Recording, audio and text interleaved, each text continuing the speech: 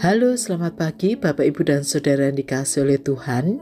Kita berjumpa lagi dalam Salam Pagi. Di minggu kerja yang baru ini, kita akan bersama-sama memulai dengan membaca firman Tuhan. Karena itu, mari kita berdoa terlebih dahulu memohon pimpinan Tuhan. Tuhan Allah yang mengasihi kami, terima kasih untuk hari kerja yang baru. Terima kasih kalau kami kemarin boleh merayakan Paskah dengan penuh sukacita. Kiranya kebangkitan Kristus terus ada dan membara dalam hidup kami, sehingga dimanapun kami berada, kebangkitan Kristuslah yang kami saksikan. Dan kami akan membaca firman-Mu, kiranya Tuhan menolong kami. Di dalam nama Tuhan Yesus kami berdoa. Amin. Bapak, Ibu, dan Saudara, kita akan membaca firman Tuhan dari kitab 1 Korintus pasal 11 ayat 2 sampai ayat yang ke-34. Aku harus memuji kamu, sebab dalam segala sesuatu kamu tetap mengingat akan aku dan teguh berpegang pada ajaran yang kuteruskan kepadamu. Tetapi aku mau supaya kamu mengetahui hal ini, yaitu kepala dari tiap-tiap laki-laki ialah Kristus, kepala dari perempuan ialah laki-laki, dan kepala dari Kristus ialah Allah. Tiap-tiap laki-laki yang berdoa atau bernubuat dengan kepala yang tertudung menghina kepalanya, tetapi tiap-tiap perempuan yang berdoa atau bernubuat dengan kepala yang tidak bertudung menghina kepalanya, sebab ia sama dengan perempuan yang dicukur rambutnya. Sebab jika perempuan tidak mau menudungi kepalanya, maka haruslah ia juga menggunting rambutnya. Tetapi jika bagi perempuan adalah penghinaan bahwa rambutnya digunting atau dicukur, maka haruslah ia menudungi kepalanya. Sebab laki-laki tidak perlu menudungi kepalanya, ia menyinarkan gambaran dan kemuliaan Allah, tetapi perempuan menyinarkan kemuliaan laki-laki. Sebab laki-laki tidak berasal dari perempuan, tetapi perempuan berasal dari laki-laki. Dan laki-laki tidak diciptakan karena perempuan, tetapi perempuan diciptakan karena laki-laki. Sebab itu perempuan harus memakai tanda wibawa di kepalanya oleh karena para malaikat. Namun demikian dalam Tuhan tidak ada perempuan tanpa laki-laki dan tidak ada laki-laki tanpa perempuan. Sebab sama seperti perempuan berasal dari laki-laki, demikian pula laki-laki dilahirkan oleh perempuan, dan segala sesuatu berasal dari Allah. Pertimbangkanlah sendiri. Patutkah perempuan berdoa kepada Allah dengan kepala yang tidak bertudung? Bukankah alam sendiri menyatakan kepadamu bahwa adalah kehinaan bagi laki-laki jika ia berambut panjang, tetapi bahwa adalah kehormatan bagi perempuan jika ia berambut panjang, sebab rambut panjang diberikan kepada perempuan untuk menjadi penudung.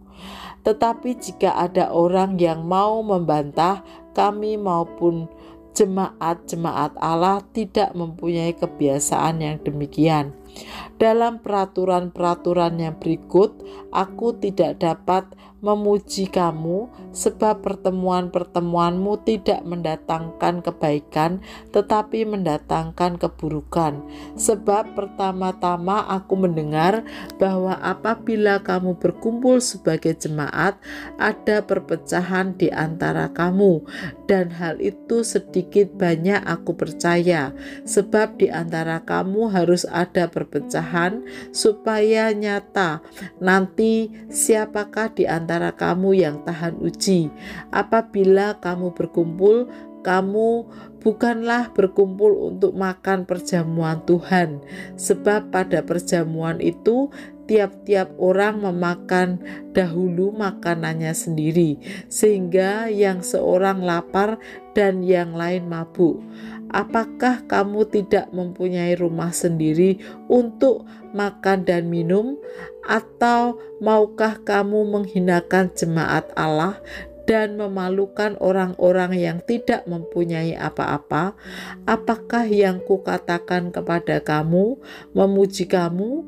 Dalam hal ini aku tidak memuji, sebab apa yang telah kuteruskan kepadamu telah aku terima dari Tuhan, yaitu bahwa Tuhan Yesus dalam malam waktu Ia diserahkan mengambil roti, dan sesudah itu Ia mengucap syukur atasnya, Ia memecah-mecahkannya dan berkata, "Inilah tubuhku yang diserahkan bagi kamu, perbuatlah ini menjadi peringatan akan aku." Demikian juga Ia mengambil cawan sesudah makan, lalu berkata, "Cawan ini adalah perjanjian baru yang dimeteraikan oleh darahku. Perbuatlah ini setiap kali kamu meminumnya menjadi peringatan akan aku. Sebab setiap kali kamu makan roti ini dan minum cawan ini, kamu memberitakan kematian Tuhan sampai Ia datang. Jadi barang siapa dengan cara yang tidak layak makan roti atau minum cawan Tuhan, ia berdosa terhadap tubuh dan darah Tuhan. Karena itu, hendaklah tiap-tiap orang menguji dirinya sendiri, dan baru sesudah itu ia makan roti dan minum dari cawan itu.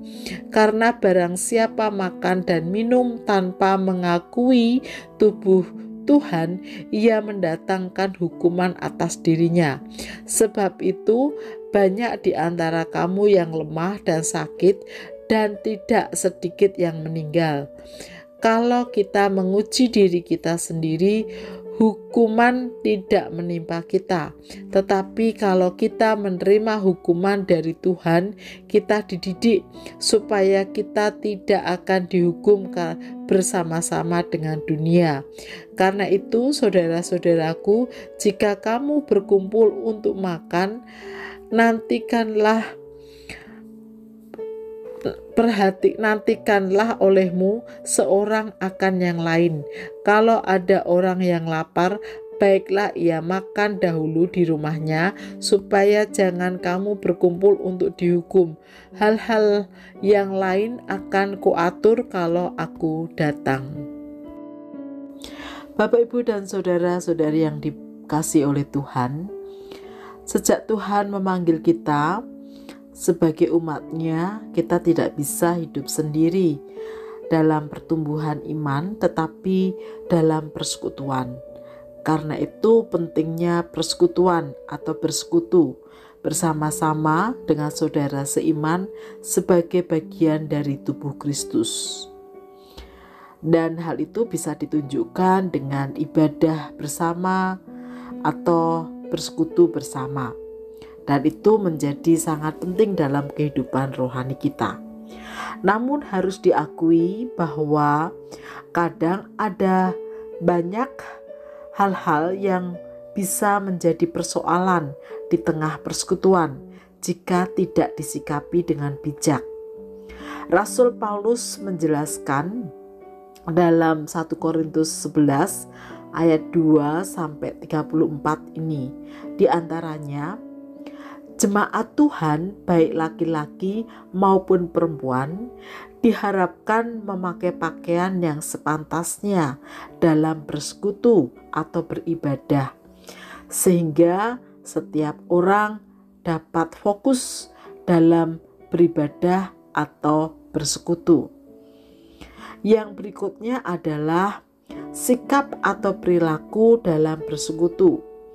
Bagaimana mereka tidak mempermasalahkan makanan atau minuman yang dinikmati bersama, karena justru banyak makanan atau minuman menjadi sumber persoalan di tengah-tengah persekutuan.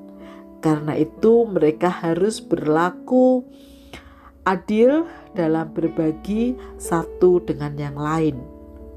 Berikutnya adalah soal perjamuan kudus.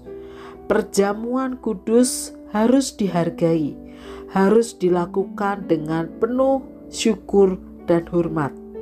Karena itu tidak sembarangan atau justru dipakai untuk hal-hal yang tidak benar. Bapak, Ibu, dan Saudara yang dikasihi oleh Tuhan, mengapa Rasul Paulus perlu mengingatkan jemaat di Korintus? Karena pada waktu itu mereka telah menyalahgunakan dalam persekutuan bersama.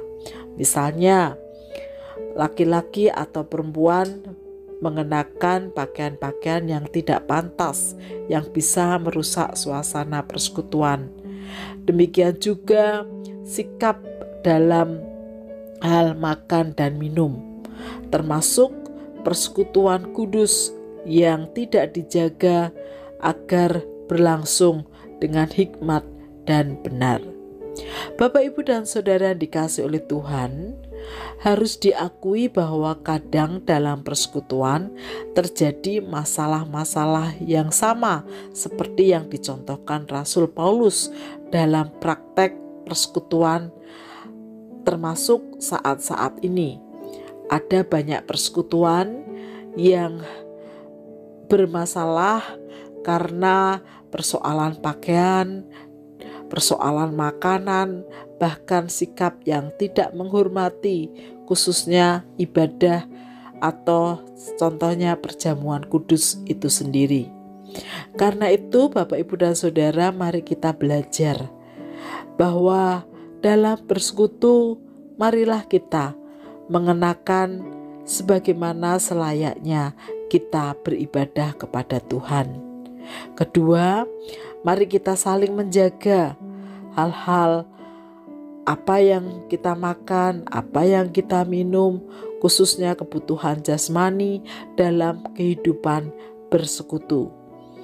Dan yang tidak kalah penting adalah bagaimana kita menghormati perjamuan Tuhan, menghormati perjamuan kudus yang dilakukan, mempersiapkan dengan baik dan sungguh-sungguh menikmati agar perjamuan kudus menjadi ritual yang menolong kita untuk mendalami, memperkuat iman kita, bukan hanya sekedar untuk dipamerkan dalam sosial media atau dimanfaatkan hal-hal yang tidak benar. Mari kita berdoa. Tuhan Yesus, terima kasih Engkau melalui kebenaran firman-Mu mengingatkan kepada kami bagaimana kami harus membangun hidup di tengah persekutuan. Kami sadar di tengah persekutuan kadang terjadi banyak sekali perbedaan bersama dengan saudara-saudara seiman. Tetapi biarlah kami belajar untuk menghargai persekutuan yang Tuhan anugerahkan dengan sikap-sikap yang benar. Terima kasih Tuhan, kami menyerahkan seluruh hidup kami ke dalam tangan kasih dan kuasa-Mu. Di dalam nama Tuhan Yesus kami berdoa. Amin.